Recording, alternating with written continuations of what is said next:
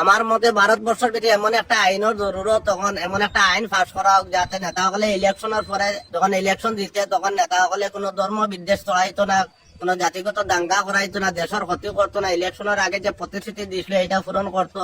আর এটা না হইলে রাজনৈতিক ক্যারিয়ারটা তার ধ্বংস করা হয়ে দিত। আমার লগে কতজনের মত আছে কমেন্টও জানাই জানে, আর ভিডিওটা শেয়ার মারি অন্যের কাছে পৌঁছাইয়া দিন জানি।